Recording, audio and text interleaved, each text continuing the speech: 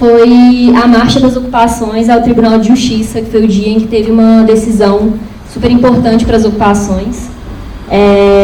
E foi nesse dia que as ocupações, junto de várias outras ocupações do Estado, publicaram uma nota denunciando a ação da Polícia Militar, irregularidade dos terrenos e da operação urbana e a ausência de recursos públicos para Minha Casa Minha Vida. E aí... Em 2016, então, a gente vê que a Isidora não começou, desde sempre, na verdade, ela estava unindo a sua luta a outras lutas pela cidade e outras ocupações e outras questões também. E a gente vê uma contínua conexão do conflito das ocupações com pautas mais amplas. Pode passar. Em 2017, então, aconteceu... Quais pautas, né, mais amplas, então? As pautas foram... primeira, que a política habitacional levada a cabo pelo município não dialoga com o déficit habitacional da região metropolitana e que as ocupações, então, nesse contexto, têm feito o trabalho de uma política pública para a habitação, que precisamos constituir canais mais estáveis de participação popular, que as ocupações urbanas de moradia não são um problema de polícia e que as políticas nacionais relativas à negociação de conflitos têm que acontecer, tem que encontrar coro na institucionalidade estadual e municipal e que o compromisso dos poderes públicos é com proprietários e empresários, seguindo então uma lógica de cidade-mercado, cidade-empresa. Como eu disse, o contexto das ocupações e o contexto da resistência mudou muito desde então. Inclusive, esse ano foi aprovado o novo plano diretor, então, que traz algumas diretrizes para a urbanização das ocupações. E o que a gente vê, então, na resistência da Isidora, é que houve uma mudança na forma tradicional de fazer e visibilizar a luta por direitos na cidade.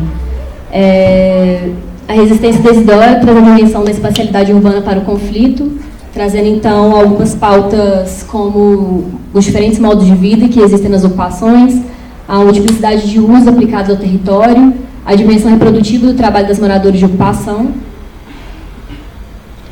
E, além disso, a resistência também conseguiu relacionar a luta das ocupações e a luta por moradia a pautas mais amplas que têm relação também com o direito à cidade e que se somam e se sobrepõem à agenda imediata, que é a de permanência dos moradores nas ocupações, confirmando que a luta é colaborativa em rede. E é isso.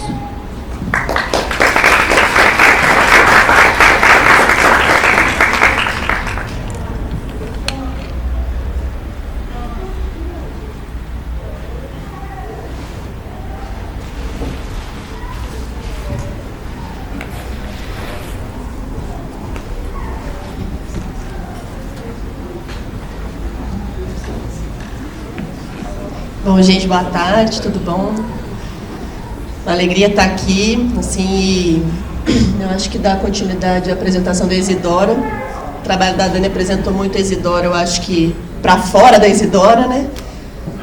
E a minha pesquisa de doutorado, ela se ancora, na verdade, em analisar a vida cotidiana do espaço vivido da Isidora a partir de dentro da Isidora. Então é bom que são duas perspectivas, assim, que você fala muito da rede e eu lá de dentro eu fico pensando assim, cadê a rede? Sério, sinceramente. Então, a gente vê essas duas leituras, né, espaciais. Eu estou no processo final, sim, de doutorado. Agosto está para defender, então a gestação dessa tese está já começando a ter as contrações, assim, tá. E muito o que a Charlene e muitos moradores de luta narram da história da Isidora, né, que desde quando elas entraram na Isidora, a vida delas foi transformada. E eu digo mesmo da minha, né, desde quando eu pisei na Isidora, a minha vida ela tem se transformado e transformado assim, um processo de aprendizado que o doutorado, a pesquisa teórica em si, ela não daria conta. Então, são outras dimensões, eu não consigo nem traduzir isso em texto, não consigo traduzir isso num trabalho acadêmico, mas eu acho que o importante é isso estar sendo dialogado e construído cotidianamente lá, né? Eu trouxe só a estrutura da pesquisa e vou tentar discutir com vocês o que está sendo feito lá a partir da estrutura da pesquisa. Enfim, eu estudo... Só volta um para falar o título. Tá tudo meio provisório também, mas acho que vai sair assim, tá? Sobre outras revoluções possíveis, o lazer e a festa como forma de resistência nas ocupações urbanas da Isidora. O objetivo geral da pesquisa é compreender e reconhecer quais são as práticas espontâneas de lazer no cotidiano das ocupações, e entendendo isso como auto de autonomia, né, e a festa como forma de mobilização e desse estado de alta sociabilidade, de organização da luta, né, que os moradores chamam muito das festas de resistência. Então, essa palavra sempre está muito presente. Pode passar. Então, enfim, o que eu estou analisando é a produção social do espaço a partir do lazer e da festa, né? Não negando o aspecto do trabalho dentro disso, né?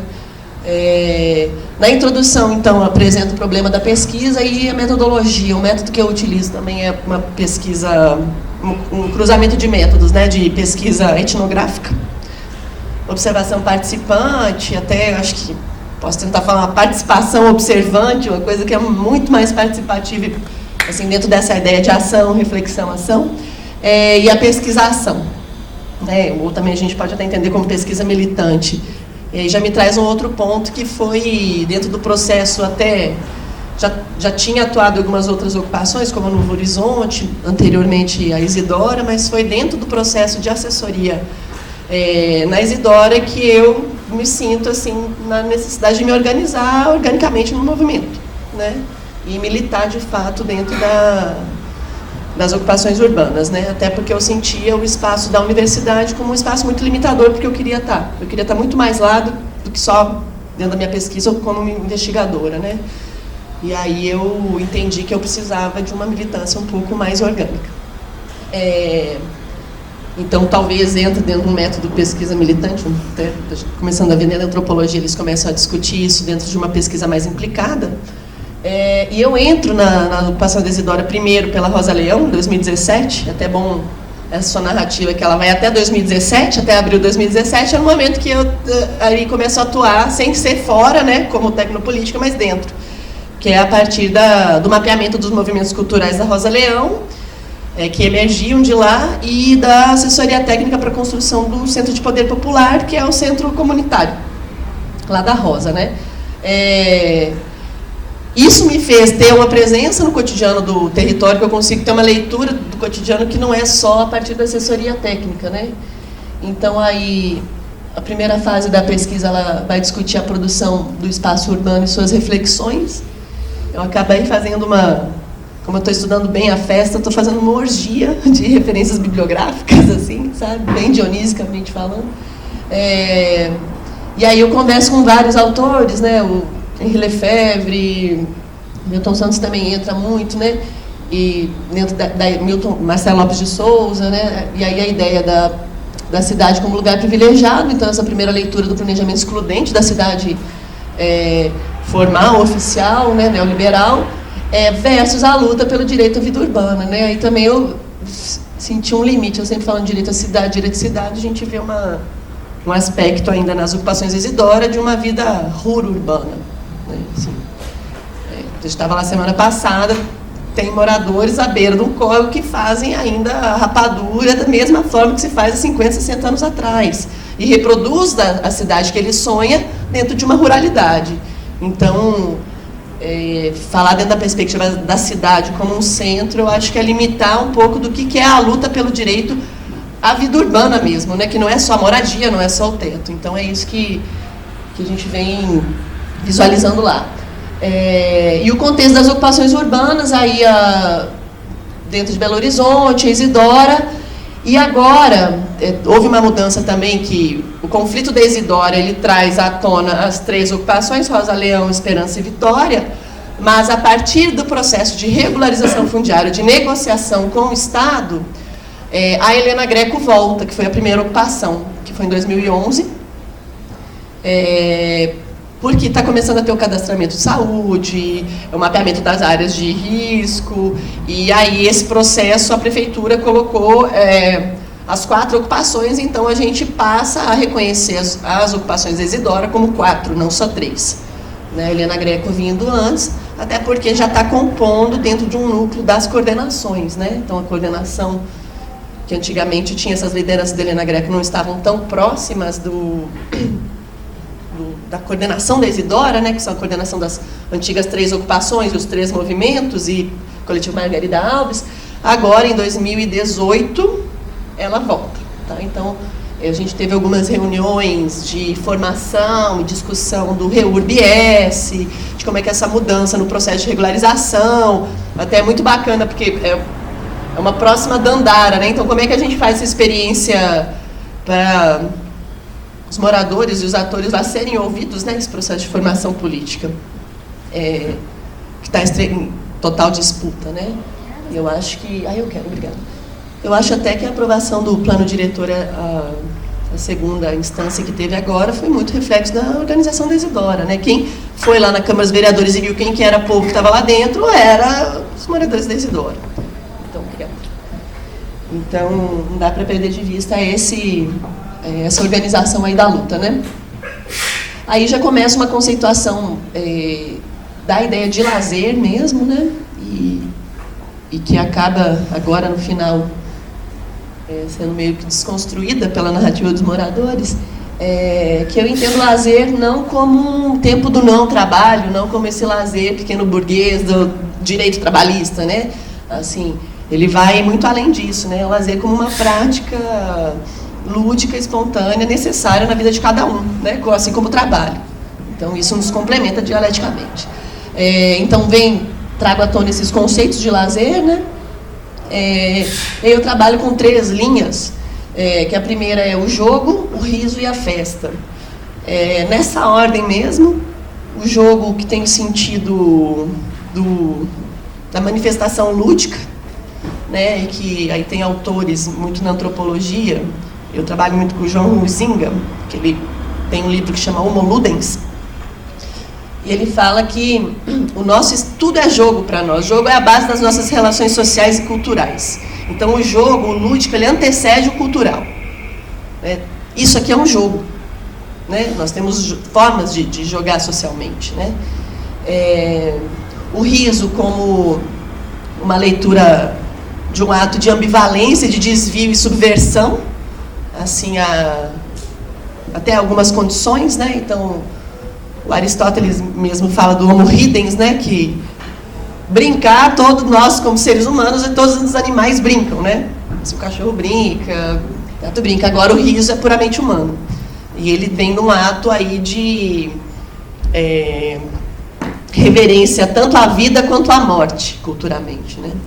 E essa ideia do ato de rir, quando a pessoa está rindo, você não consegue controlar aquilo que ela está pensando, né? Então tem esse desvio, assim.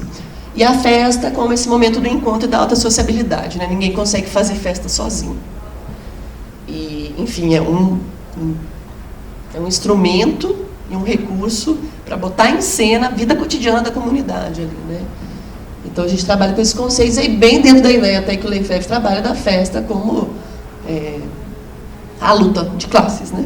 E a luta pelo direito à cidade. E como Manuel Delgado, que também foi um outro professor meu da antropologia, fala, assim, a festa dentro da perspectiva da irmã mais nova da Revolução, né? É onde você incendeia. Aí a estrutura do porquê lazer é esse questionamento da pulsão do desejo do direito, né? Então, o lazer como uma predisposição, como aquilo que nos é intrínseco aos nossos atos e às nossas necessidades humanas. Sempre brincamos, sempre nos divertimos, dentro ou fora da formalidade, dentro ou fora da nossa lucidez, né? E o lazer como um direito, aí é até interessante que eu parto das 2 linhas. O direito pela Constituição, né? Então, direito ao lazer é um direito constitucional, desde 88, igual a moradia, igual a saúde, igual a educação, um direito fundamental, que, aliás, é um direito transversal a todos esses, né? E aí eu estudei uma tese que fez uma retrospectiva de como que a pauta do lazer entrou na Constituição Federal, e foi atrás de todas as emendas. Aí era totalmente polissêmico, assim, não era uma pauta de um movimento ou de uma tendência política, assim. Era o lazer para o esporte, o lazer para a saúde, o lazer e a segurança alimentar, o lazer e a educação. Que, aliás, é isso, né? O lazer ele é transversal a todas essas práticas, né? Porque o lazer é no momento que você tem, como o próprio Aristóteles fala, né, ele acreditava que o conhecimento vem a partir do ócio, né? Assim, ócio no grego é eskolé, que é a palavra grega que deriva escola. Então, vinha um pouco dessa perspectiva. E é engraçado que é isso, assim, os movimentos de 88 pela política urbana reivindicaram extremamente a moradia, a saúde, mas nunca reivindicou o lazer. Até hoje. Assim, nunca usou a pauta do trabalho, o movimento sindical, mas nunca colocou dentro de uma agenda dos movimentos sociais a ideia do âmbito do lazer, do bem viver. E aí é isso, né? E depois da resistência, a gente acha que as pessoas elas realmente só sobrevivem a partir da resistência, da luta, e que isso não tem uma dimensão de prazer e divertimento. Assim, então eu enxergo esse momento como um campo cego, que a gente não está conseguindo visualizar ainda. E o Direito à Preguiça, que é um livro histórico do Paul Lafargue, né? Que era genro do Karl Marx, e que desde o final do século XIX ele já apontava que o trabalho ele era um dogma de uma religião e um dogma. Então o trabalhador ele estava cego pela questão central só do trabalho, e lutando pelos direitos trabalhistas, né, pelo direito ao trabalho, sem entender que na verdade a revolução aconteceria quando ele quisesse ter um tempo livre, uma vida tão boa quanto seu patrão, né, assim. E destituir disso de uma ideia de religiosidade. Então ele entende essa visão proletária de trabalho muito dogmática, né? E tenta trabalhar nessa perspectiva da preguiça, do ócio, do tempo não produtivo, não só do tempo produtivo, né? E essa que é a ideia, né, do lazer aí que a gente está encarando, e a festa como aquilo que não serve para nada, contraproducente, só tem um fim em si mesmo, né? É para aquilo que ele serve. O brincar serve para brincar agora, não como um projeto de futuro, né? Ele está sendo ele é produtivo fora da estrutura capital. Mas obviamente, né, que vem essa totalmente, não vou esquecer do lazer como espetáculo, lazer como consumo, lazer como extrema alienação, né, que é onde é utilizado, e até o Marx já fala, né, que é a partir da alienação do trabalhador, que ele produz e fora do tempo de trabalho, tempo livre, ele consome aquilo, né, aquilo que opera na circulação do capital. Esse lazer que a gente está falando é aquele que passa desviante disso tudo. Aí, quando o lazer vai trabalhar a questão do tempo e das temporalidades, né, porque é uma prática temporária, ela não é 24 horas por dia, então a gente tem que entender isso como um tempo e espaço temporário que transforma tudo, vira o mundo de ponta cabeça em um determinado momento e depois volta tudo como era antes, ou não. Pode passar, Tiago, por favor. Aí daqui para frente, onde lazer, quem lazer e como lazer, eu fui bem didática, assim, igual uma aula de redação, né? O que, por quê, como, quando, onde, como. Onde lazer é a questão do território, do lugar e do espaço. Eu coloquei essas 3 categorias de análise, né, nesse sentido, porque é assim que eu entendo lá. É um território que está em disputa e tem relação de poder. É um lugar pela questão do sentido afetivo, das territorialidades de lazer e do próprio espaço de lazer, e o espaço como essa totalidade, né, como aquilo que abarca globalmente tudo. As cartografias, então, eu trabalhei também com dimensão de cartografia afetiva. Hoje em dia já não sei se fiz cartografia direito ou não, assim, mas de entender tanto por foto aérea, dentro da ideia de mapa mesmo, mas dentro dos percursos feitos no território, o que acontece, onde que tem bar, onde que as pessoas brincam. E aí eu trabalho com o conceito da antropologia urbana do professor José Guilherme Magnani, do pedaço, que ele vai estudar o lazer nas periferias de São Paulo e entende que existem territorialidades que ele denomina como pedaço, que são pequenos núcleos de pessoas e relações sociais que acontecem a partir das práticas de lazer e ócio e que se territorializam espacialmente. Isso pode acontecer embaixo de uma árvore, isso pode acontecer próximo de um bar, ao redor de uma mesa de sinuca, num ponto de táxi. Então, criam pequenos núcleos de convivência ali, a partir de um tempo não produtivo. Aí, as territorialidades do jogo do riso da festa, eu faço uma narrativa da minha observação desses pedaços mesmo, dividindo em crianças, principalmente, né, que é onde a gente consegue ler muito mais as territorialidades do lazer, a partir das crianças na Isidora e da infância, mulheres, e aí eu dividi entre mulheres e homens adultos, porque existe uma divisão sexual do trabalho, existe uma divisão sexual do lazer, sim, e dos espaços de lazer, então isso tem que ser mencionado, e de idosos também, dentro dessa característica até da religiosidade, né, onde você brinca, onde você se diverte, a questão do lazer para a mulher dentro de um âmbito muito mais doméstico do que a rua ainda, mas principalmente essas territorialidades como um espaço intersticial entre a rua e a casa, né? Assim, não que é um pouco também do que o Magnani fala do pedaço, né? O Roberto da Mata também, desse espaço intersticial, esse ato, esse ínterim. Né? Não é dentro da casa, é no cercadinho. Não é na rua como asfalto, porque não é asfalto. A calçada não é a calçada, é a extensão da saída da casa das pessoas, é lá que elas ficam.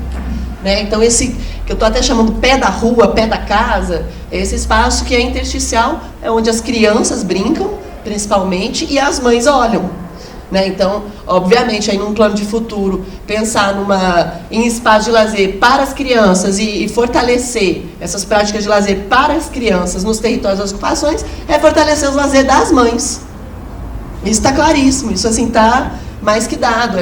Ter um tempo de escola integral, ter um tempo de creche, ter atividades lúdicas, libera a mãe para o seu tempo de ócio, fora do tempo da maternidade. Uma coisa legal também dessa territorialização, é fácil ler mãe, homens, né, dentro da questão dos bares, do jogo de futebol, das festas cotidianas ali, como que isso acontece dentro da rua.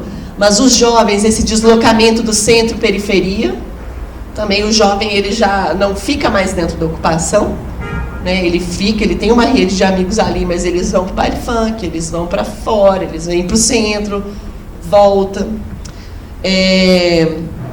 Aí, depois, no final aqui do Onde Lazer, é territorializar como uma ação revolucionária, e eu narro essas 3 experiências que eu passei lá dentro nesses 3 anos, que é a construção do Centro de Poder Popular Rosa Leão, né, que é o centro comunitário, o Galpão da Vitória, que é o galpão comunitário que acontece num espaço muito especial, que é dentro da horta do quintal produtivo do Adão e da Ana, e que ele tem uma dimensão de um espaço comunitário, de um espaço de formação mesmo, uma escola popular ali, né?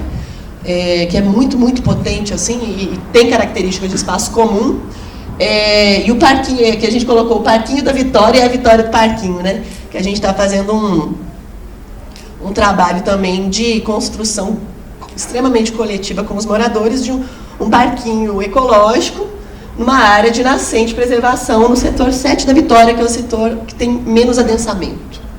Ainda tem nascente que está mais limpa, córregos, e está muito, muito, muito bacana esse processo, porque não tem projeto, né? Assim, são medidas de ações e está no cotidiano mesmo, construindo aquele sonho junto e já praticando, né? Assim, isso. Aí o Quem Lazer, ele trabalha com a ideia dos sujeitos, e aí são todas entrevistas, e nesse momento do Quem Lazer, a partir das entrevistas a gente documenta, filma elas e filma o cotidiano das ocupações. Estamos produzindo, a ideia é fazer microdocumentários, uma série de microdocumentários com a narrativa do lazer, do acesso à água e da relação da água e da preservação, da conservação ambiental, do lazer e do brincar e da luta na Isidora. Aí vem isso, né? O brincar e a festa, por meio de luta, quem participa, quem organiza e quem faz. Aí já venho de antemão falar para vocês, é matriarcado mesmo, assim, tem um caráter matriarcado dentro das ocupações de Isidora, das lideranças, quem puxa, quem organiza é majoritariamente mulheres, não só mulheres também, né? Assim, mulheres, tem alguns homens também que participam, mas quem puxa e quem organiza ali é dentro de uma estrutura de mulher. uma dicotomia que apareceu nas entrevistas, a diferença de brincar e de lazer. Eu deveria até mudar o meu título, porque assim, para os moradores, o tempo do brincar, o brincar não é o tempo do lazer, eles entendem lazer como um espaço institucional, é o campo de futebol institucionalizado, e não é o cotidiano, né? Assim, então, existe práticas do brincar de divertimento no dia a dia, mas que não é reconhecido como lazer, como aquele tempo fora. Então, isso aparece bastante, né? E aí, essa ideia de emancipação que ele floresce pelo brincar e pela espontaneidade, e não pelo lazer enlatado, né? Que é esse... Bom, onde que está a matéria-prima, né? Da autonomia. E aí a ideia do brincar, festa e revolta, que também eu organizei algumas narrativas dos moradores dentro dessa história de vida a partir das brincadeiras e eles dentro da infância. Então, uma coisa que aparece muito... Eu nunca tive tempo de brincar, eu sempre tive que trabalhar. Que sou eu, Isabela, aqui perguntando se as pessoas tiveram lazer na infância. Aí Dona Fátima já falou, meu lazer foi enxada. Fazia boneca com o milho que eu catava. Então, assim, existe a dimensão do brincar, existe a dimensão do brincar fazendo brinquedo, sim, né? Dentro dessa epistemologia que está apontando aí para os estudos do lazer. Mas dentro de uma estrutura extremamente desigual que a criança começa trabalhando desde muito cedo. E ela sim, ela vai, e o Joaquim mesmo, morador da Rosa Leão, fala, eu brincava de fazer casinha, hoje em dia eu construo casas. Né? O vovô, né, começou o sonho dele, ele fazia carrinho e virou motorista. Então, essa dimensão do lúdico e da brincadeira, e sim, as crianças vão no mutirão, vão na obra, acompanham os pais na obra, e o gesto deles, que é lúdico, de mexer uma massa, também é trabalho. E essa dimensão também das mulheres, muito que vieram do campo, que faziam os seus brinquedos com os materiais da natureza, né? Extremamente rico na questão do lúdico e dessa experiência do brincar, extremamente cruel numa estrutura social desigual. E aí o como lazer é o método, né? É o fazer e o que fazer, já apontando muito pela perspectiva do Paulo Freire, né? Não é só o fazer como a mão de obra, mas o que fazer é você fazer e refletir sobre aquilo que você está fazendo, pensar junto sobre aquilo que você está fazendo, né? Aí essa é a parte que eu estou agora escrevendo. Eu estou trabalhando um pouco essa ideia do ocultamento como forma de resistir, um pouco bem que vai na contramão da ideia da visibilidade de uma tecnopolítica.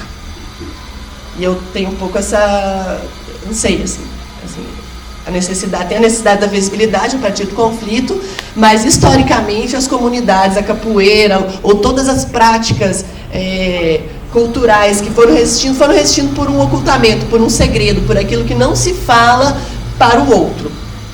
E em momentos de espetáculo e banalização de tudo, eu acho que a gente tem que trazer à tona tanto essa questão de onde a gente joga visibilidade, onde a gente não joga visibilidade, onde a gente tem que cultuar mesmo aquilo de quem é próximo e de quem é nosso. E os caminhos que apontam para a emancipação a partir dessas experiências de lazer nas ocupações. É isso. Tem um tempinho só para o vídeo? Não, 5 minutinhos. Aqui, gente, eu trouxe um monte de foto, mas... Pode passar o vídeo, eu acho. Essas são muitas, eu tenho muito material, muitas fotos lá da Rosa Leão, mas... A gente fala muito. Esse aqui é só um teaserzinho. Parece um pardieiro que pisa no pobre para agradar os herdeiros de grande fazenda praticamente abandonadas, que não pagavam imposto que o governo cobrava. Uma história de agora tem mostrado pro mundão que sem moradia de que no jeito é ocupação.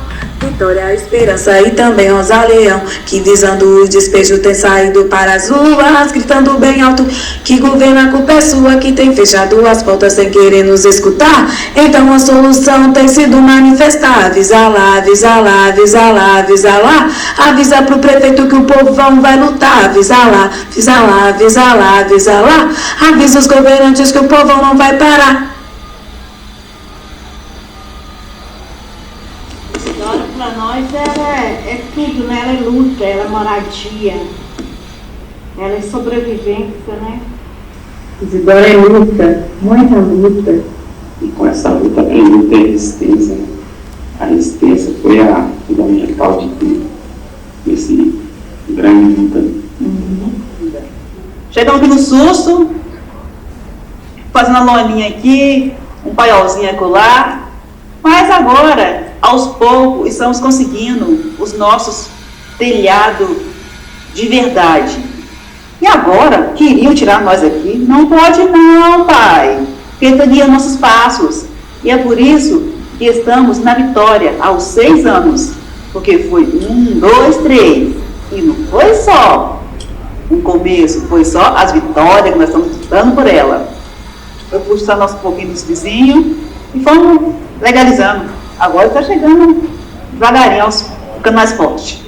Cercava, a gente colocava seus barracos de lona e a água não tinha.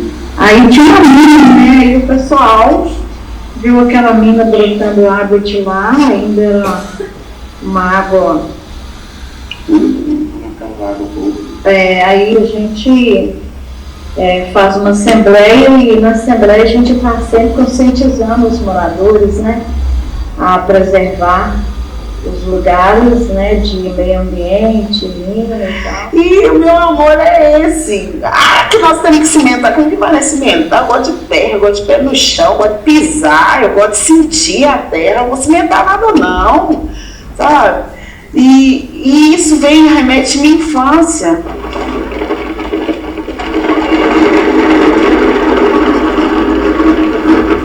A história aqui sempre foi muito boa. Nós três sempre brincou junto, o Pedro Paulo também. A primeira época de papagaio nem foi tão boa, não. Mas quando veio chegando, a gente foi comprar mais papagaio. Aí ficou tudo bom. E só que aí foi fazendo essas festas para tirar o foco do povo ficar muito psicológico, muito abalado, né? Só derrota, aí o povo ficar meio isento das coisas boas que tinha na vida, então a gente faz uma festa para quebrar esse fim. E a gente fica muito feliz. Acho que essa luta é um aprendizado para muita gente também. Verdade. A pessoa passa a entender que não é só uma luta, é um contexto muito maior do que uma luta. Eu acho que o sonho que eu vejo para Isidora é essa continuidade da resistência da luta, sabe? Eu queria muito, mas muito que o universo abraçasse a luta popular como um todo, e falando em específico da Isidora, para que o povo não deixasse morrer a necessidade de continuar a lutar pelos seus direitos. Sonha, filha, de ver esse negócio todo regularizado, documento de cada um, documento de posse, né? Uma água, uma luz na casa de cada morador, uma rede de esgoto, um asfalto, um transporte, né? Porque a gente vê essas crianças sofrendo tanto para andar para ir para a escola, as pessoas que trabalham também indo muito para chegar até o ponto de ônibus, né? Isso tudo é um sonho. Vai ser lindo, vai ter asfalto, água, luz e a juventude fazendo cursos aqui dentro. Que aqui vai ter para nós. Esse é um momento branco do Brasil, digamos assim, onde o capitalismo está tomando conta, o retrocesso muito grande no Brasil. E eu vejo que as comunidades, as ocupações urbanas em geral, as favelas, periferias, o povo trabalhador como um todo, toda a luta popular e social que existe na cidade precisa de fato se unir e resistir. Mais do que nunca. E eu acho que a partir daí é que vem a perspectiva de uma Isidora sequencial, que vai dar sequência em várias outras lutas. Seguiremos juntos e fortes com a Isidora na luta eternamente.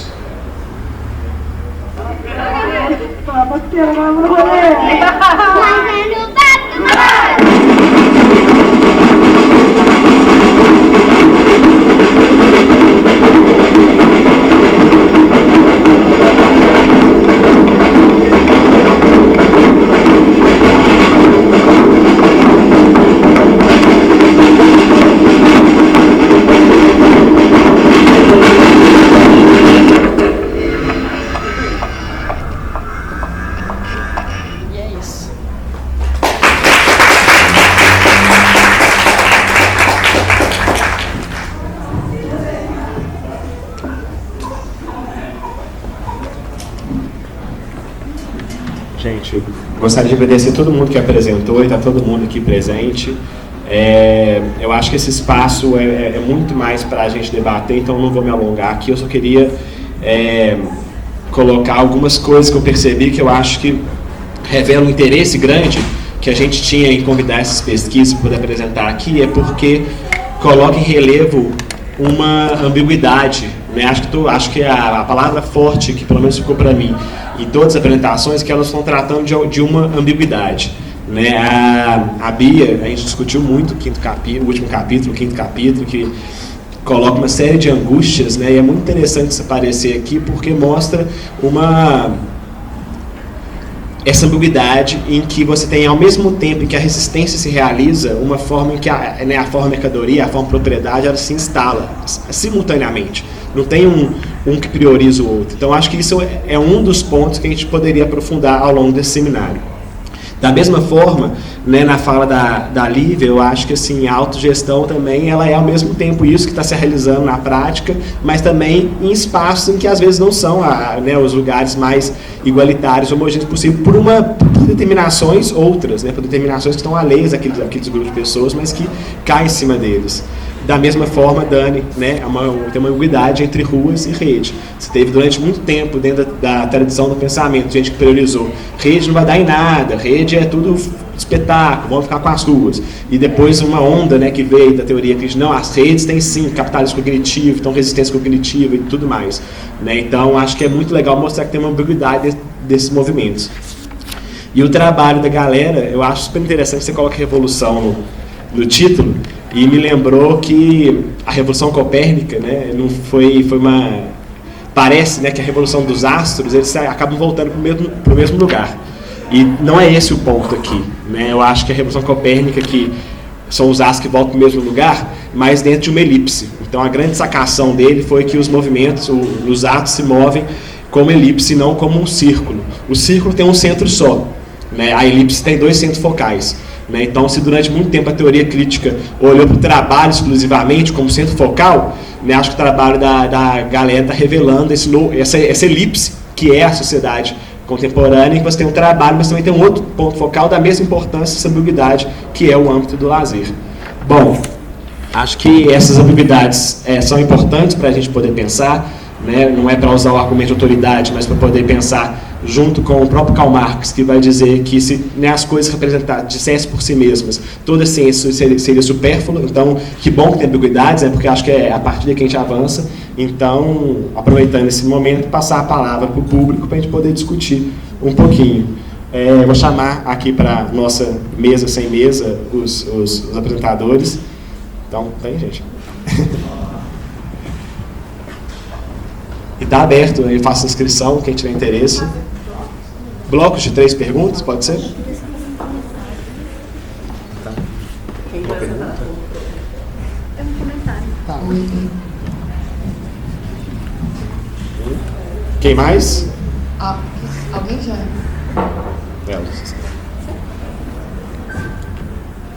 Ajuda a gente a registrar, se ele se incomodar. Beleza. Meu nome é Maiara, eu sou da antropologia, fiz mestrado na UFMG. Eu queria conversar com a Lívia sobre o que ela chama de autogestão, que ela chamou a atenção em relação ao que os moradores, o protagonismo dos moradores nesse papel, né, da construção dos espaços públicos, da própria produção da moradia, né? Quando você fala de autogestão, né, na produção da moradia, você chegou a conversar com as pessoas em relação a isso? O que significa autogestão nesse sentido? Qual o reflexo disso no sobretrabalho, por exemplo? Porque a autogestão implica isso. Implica que as comunidades pobres elas sempre tiveram a autogestão como base fundamental na produção de moradia. Né, os aglomerados todos foram construídos pela autogestão e pela autoprodução das suas moradias. Só que eu acho muito bonito, muito massa, só que é um discurso também que sobrecarrega. Né? Sobrecarrega os moradores, porque essa galera também está querendo que o Estado cumpra suas funções. Né? As políticas públicas sejam realizadas, que os aparelhos públicos sejam instalados de forma eficientes também, como no vídeo mesmo, você quer ter uma rua asfaltada, você quer ter um ônibus, né, uma linha de ônibus que circule, E o morador, as pessoas que já estão sobrecarregadas pelo sistema de trabalho capitalista, em que elas saem de casa às 5, 6 horas da manhã e voltam 8, 9 horas da noite, trabalho final de semana, você tem 2, 3 turnos, né? Aí isso implica também no lazer. O que significa falar de lazer? Que eu acho uma categoria às vezes complicada, você chegou a mencionar isso, mas é uma categoria colonial, porque ela implica que as pessoas precisam ter um tempo livre, né? Minimamente livre, para compensar os horários de trabalho dela. Né? Talvez a gente pensar invertidamente também seja importante, porque o lazer é uma expressão do capital. É tipo assim, fica quietinho que você vai ter 1 hora de lazer na sua vida aí, você vai conseguir jogar uma bola. Mas a galera sempre fez isso. Toda a produção cultural que existe, de música, teatro, dentro da periferia, ela sempre foi expressa. O samba tá aí, né? Tudo veio desses lugares, né? Significa que as pessoas, por mais que elas estejam cotidianamente resistindo, elas sempre produziram, né, suas formas de estar no mundo, né, de se realizar cotidianamente. Aí era só para tentar dialogar com essas duas coisas e a gente conversar sobre isso. Obrigada. Mais alguém?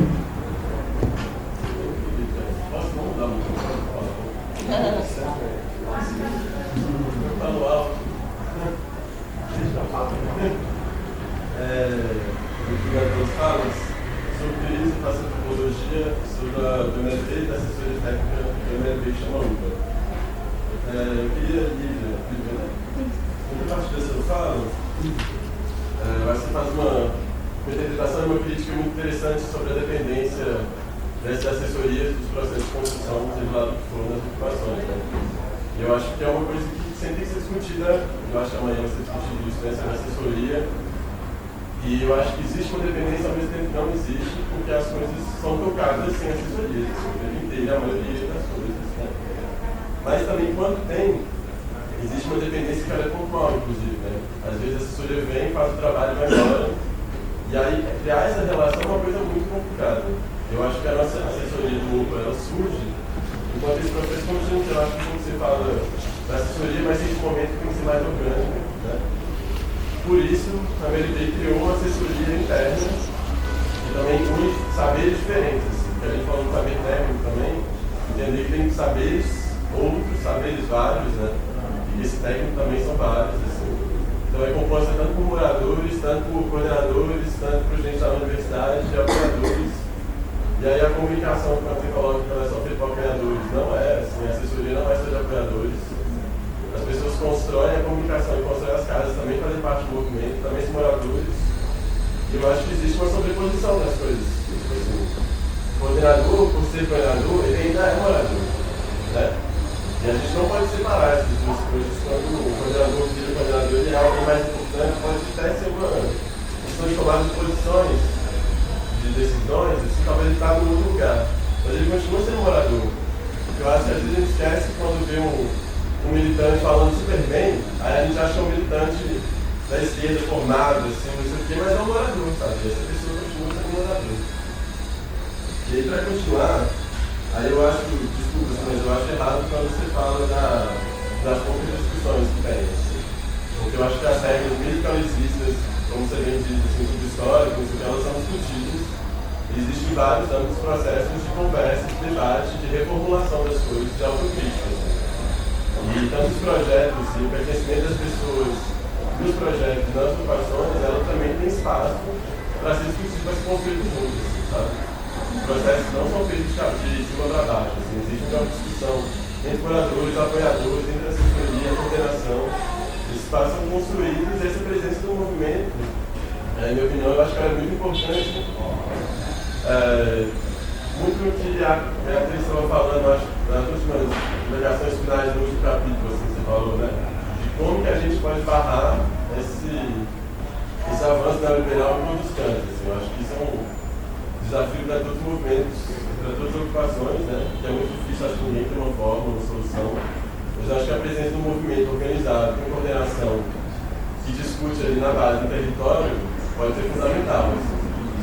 E um monte de coisinhas sobre autonomia e autogestão, eu acho que é uma coisa complicada, que a gente às vezes confunde, eu pelo menos sempre confundo, que é uma horizontalidade, autonomia e autogestão.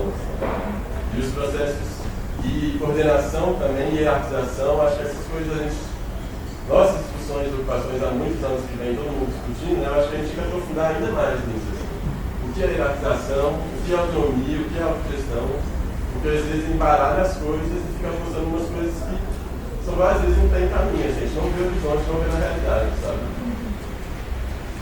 Bom, acho que é isso, não é pergunta, né? É só para dar um exemplo de parte das ocupações que você também citou, assim.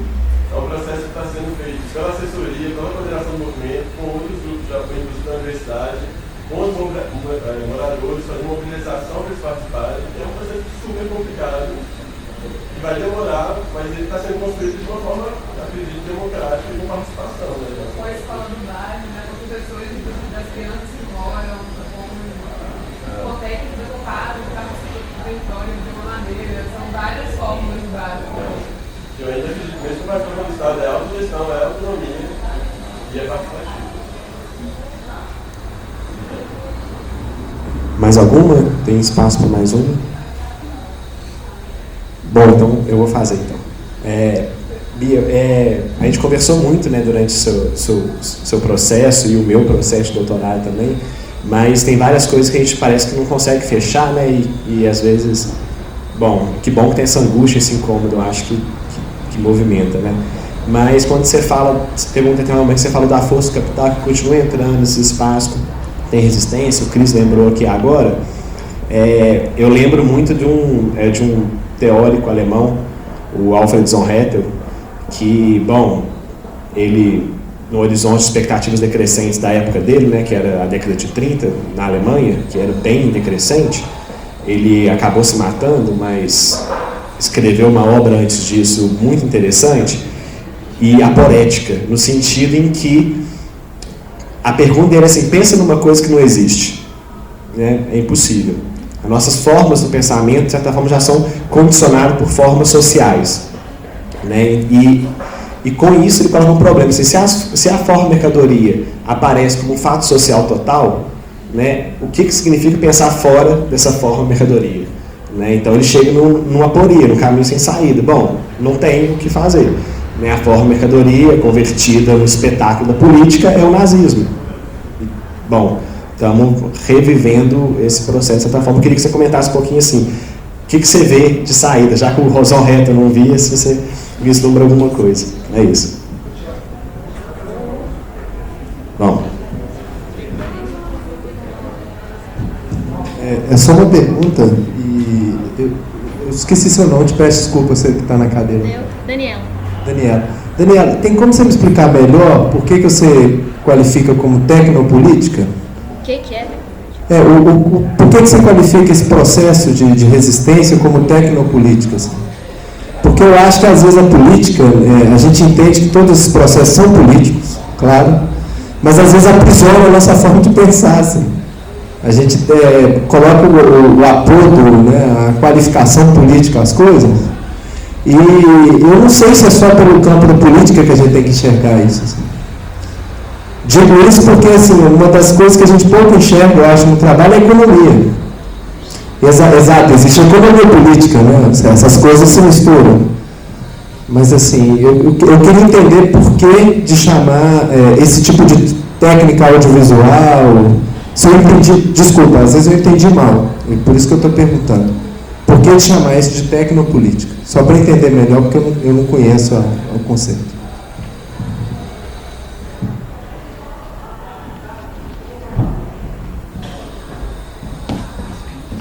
Vocês têm ordem de referência? Não, é porque tecnopolítica é um conceito do Toré que ele atribui a todo cruzamento entre ações nas ruas e ações nas redes. Então, assim, eu só utilizei um conceito do pensador. Mas é legal você trazer isso, porque inclusive era um comentário que eu ia fazer com a Isabela, que quando a gente terminou essa pesquisa e a gente publicou um artigo, a gente foi ver o que a gente tinha feito, a gente viu que todas as nossas discussões elas estavam no campo da política e da economia e que a gente estava vendo a resistência e o movimento em si meio que de cima, vendo só a parte política. E aí acabou que isso já estava no final, a Júlia estava defendendo o doutorado dela E aí a gente não teve muito tempo de aprofundar, mas é isso que eu venho fazendo com a minha monografia, que foi colocar mais um espaço de conflito, mais um espaço de resistência nessa conversa, que foi o que a gente, inclusive, chamou de festa, que isso que eu achei interessante, assim, que a gente chamou de festa. Que foi meio que foi trazer um novo espaço de resistência que é mais cotidiano e que é mais cotidiano e que acontece no próprio território, para sair um pouco dessa visão assim de cima da política e da economia. Não sei se eu te respondi, mas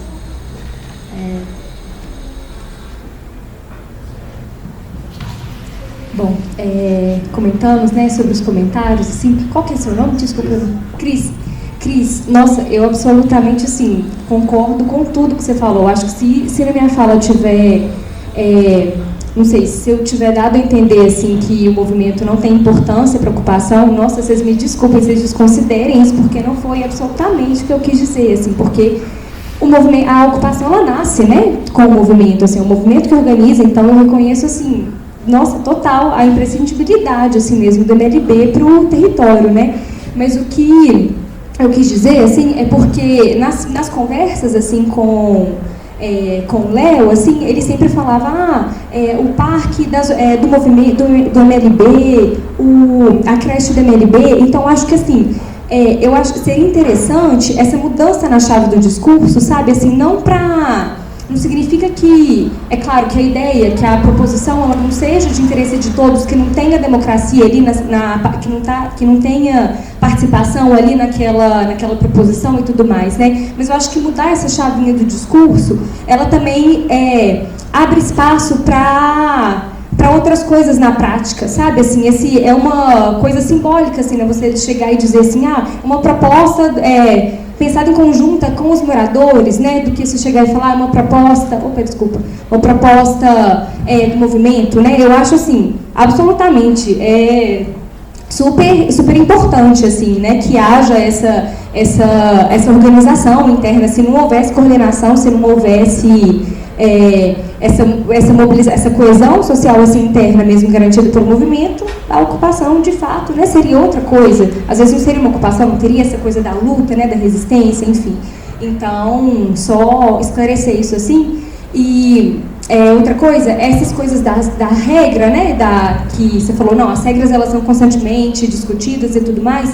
Isso apareceu, foi numa fala, numa conversa que eu tive com a Lohane, e ela falou que as normas, assim, que essa coisa, né, da venda dos lotes de 5 anos, não pode ter comércio nos primeiros 5 anos, enfim, que essas primeiras práticas, assim, sabe, de ordenação, assim, do território, elas eram colocadas, né, previamente. Assim, e claro, tem as assembleias, né, as coisas são discutidas, eu sei disso, tem as reuniões, assim, com frequência, né, a depender das demandas e tudo mais, né, eu não estou inviabilizando isso de forma alguma, mas ela colocou isso, então eu tinha entendido que essas regras não eram colocadas à disposição, assim, então talvez eu tenha entendido errado mesmo, né, enfim, e eu acho que é isso mesmo, é haver espaço para discussão, para moldar, né, à medida que forem surgindo outras necessidades, isso está sendo colocado sempre à disposição das pessoas que estão ali no território, né, que estão morando, que estão vivendo aquele cotidiano, né.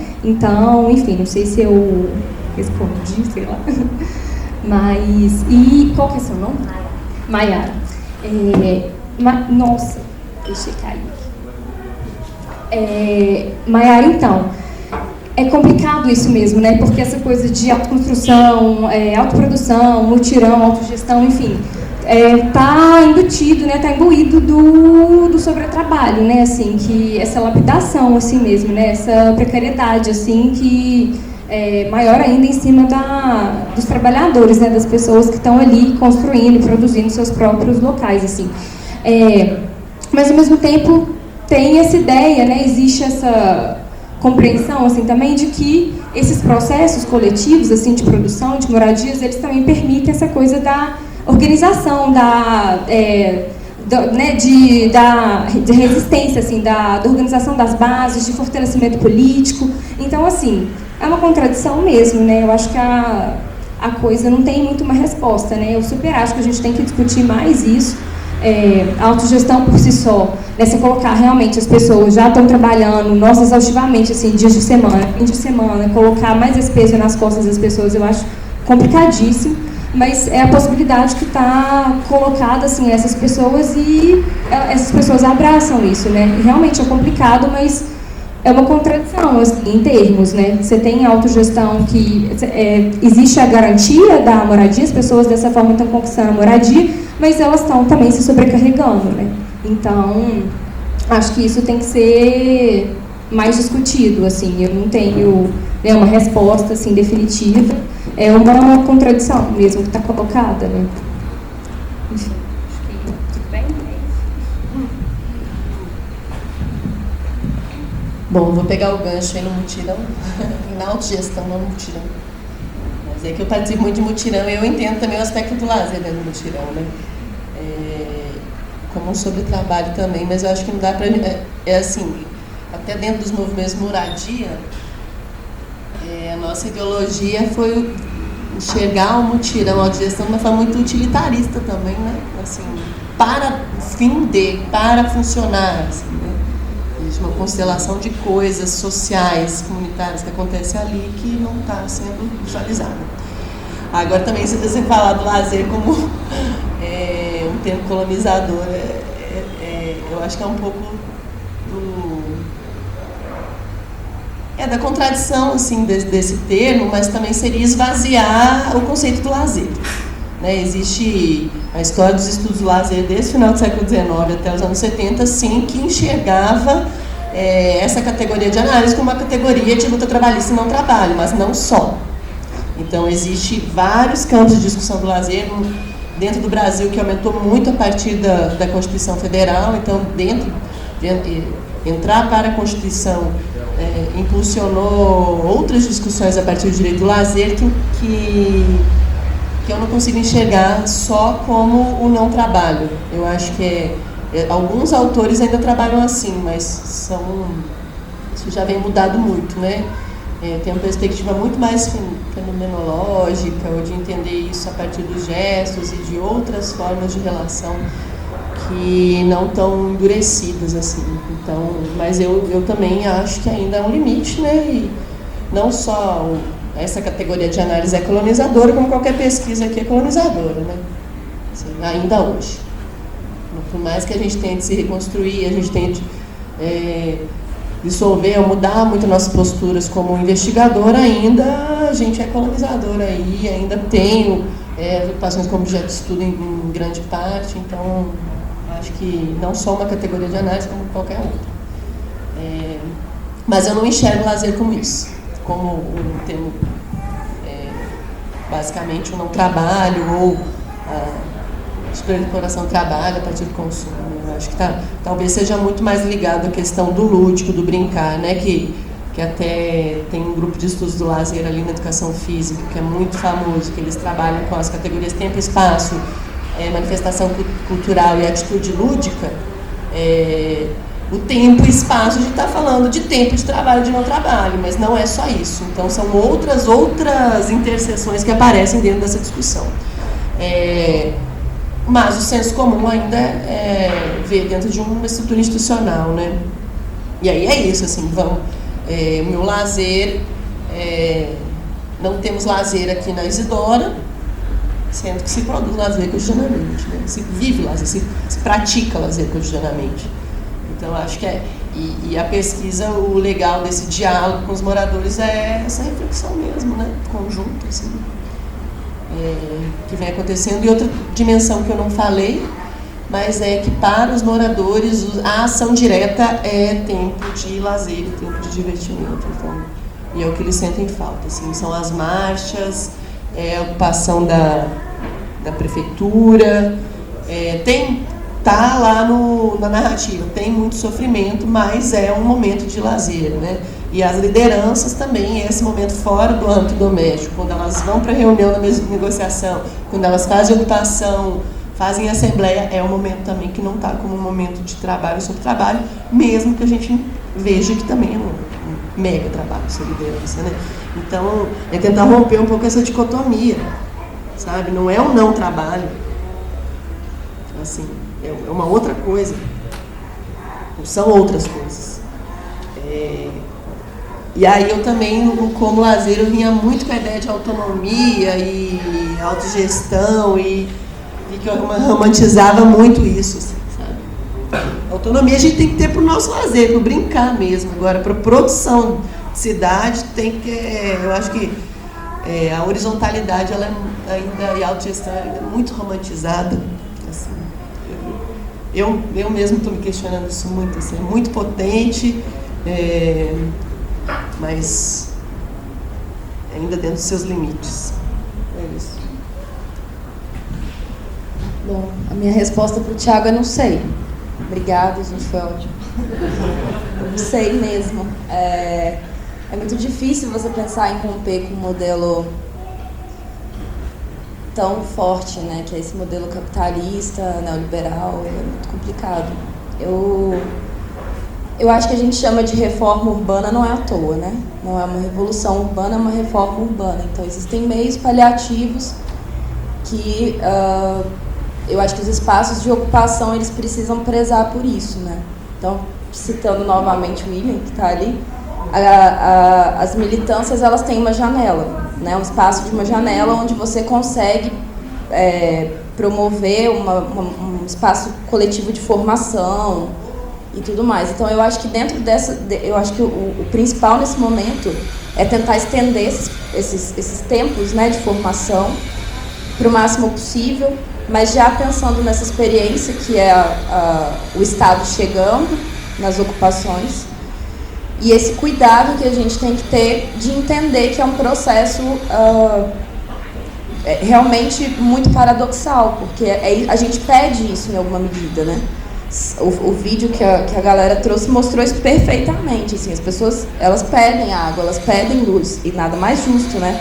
A gente quer viver dentro de um conforto mínimo, né? Mas como que isso é colocado? Então, a partir do momento que a gente tem um processo de formação bem feito, a gente consegue manter a coesão ali dentro daquele território, você consegue tensionar de alguma forma o Estado para que as coisas não entrem como elas entram, tratoradas, né? Que as coisas entrem de uma forma diferente, que se entenda, que se compreenda que são territórios específicos, com histórias específicas, e que se o Estado vai entrar ali, se o sistema, se as PPPs vão entrar ali, elas vão entrar de uma forma diferente, pela própria constituição do espaço e pela formação das pessoas ali.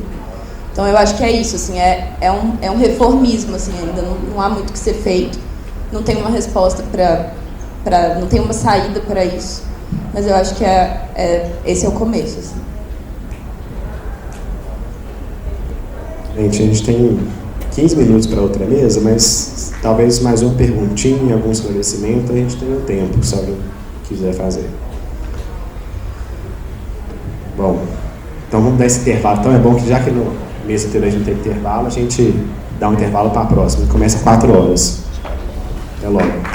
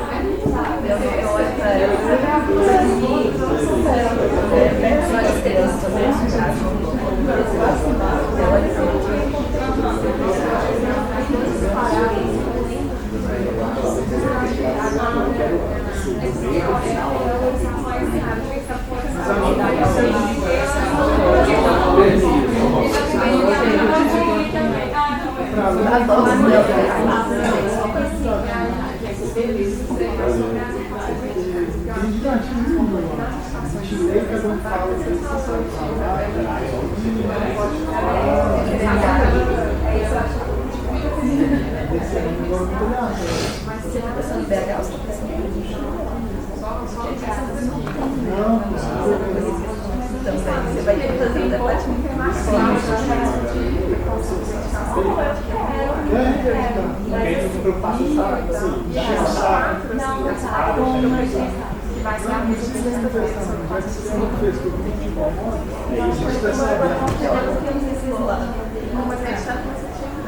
eu assisti de manhã, eu assisti e eu tenho que você vai embora então amanhã? Agora? Obrigada. Semana que vem, se quiser, eu te mando mensagem.